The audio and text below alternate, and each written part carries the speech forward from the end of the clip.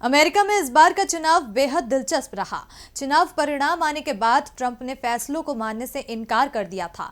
तब से ही यह अंदेशा था कि अमेरिका में कुछ बड़ा होने वाला है और हुआ भी यही। 6 जनवरी को वॉशिंगटन डीसी में ट्रंप समर्थकों ने हंगामा किया।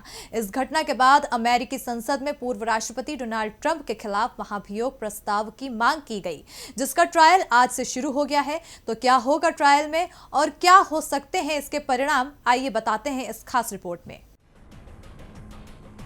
अमेरिका के पूर्व राष्ट्रपति डोनाल्ड ट्रंप के खिलाफ दूसरी बार महाभियोग की सुनवाई मंगलवार को सीनेट के सामने शुरू हो गई। ऐसी कार्रवाई का सामना करने वाले ट्रंप पहले पूर्व राष्ट्रपति हैं।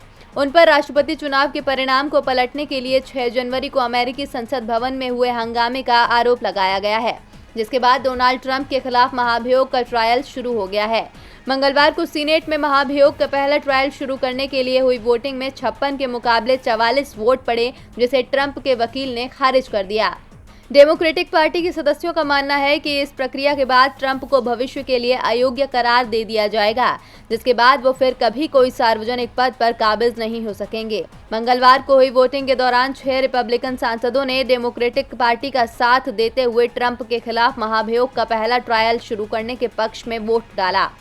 आपको बता दें कि ट्रंप को किसी तरह की सजा सुनाने के लिए 2/3 बहुमत की जरूरत होगी। डेमोक्रेट्स पूर्व राष्ट्रपति ट्रंप के खिलाफ महाभियोग के ठोस आधार के रूप में उस वीडियो को सामने ला रहे हैं, जिसमें ट्रंप ने अपने समर्थकों से 3 नवंबर को हुए राष्ट्रपति चुनाव के बाद जो परिणाम सामने आए उसके खिलाफ एकजुट होने की बात कही थी।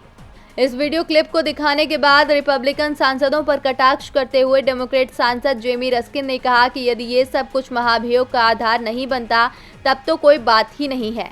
जेमी उन 9 सदस्यों में शामिल हैं जो इस मामले को देख रहे हैं। आपको बता दें कि ट्रंप के ऊपर दूसरी बार महाभियोग चलाया जा रहा है। यहाँ पर उनका प्रतिनिधित्व वकील ब्रूस एल कैस्टर और डेविड स्कोन कर रहे हैं। उन्होंने इस संबंध में ट्रायल ब्रीफ भी दायर की है, जिसमें उन्होंने महाभियोग की प्रक्रिया को गलत बताते हुए उनके द्वारा दी गई स्पीच को उनका अधिकार बताया है। हालांकि जहां तक इसके परिणाम की बात है तो अब तक हुए घटनाक्रम से अंदाजा लगाया जा रहा है कि परिणाम रिपब्लिकन के पक्ष में जा सकता है। डीबी लाइव की रिपोर्ट।